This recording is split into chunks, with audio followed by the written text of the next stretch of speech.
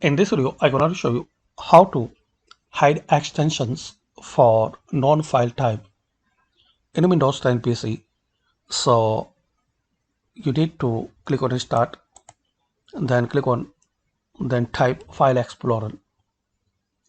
Open File Explorer.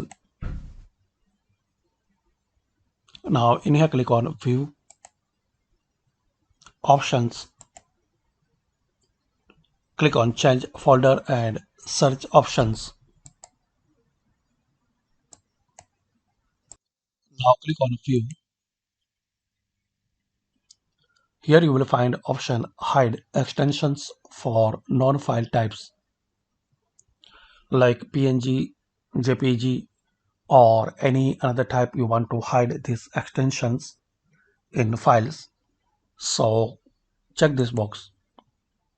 So now all file type extensions will be hidden. So check this box, then click on apply, then OK. Now close it.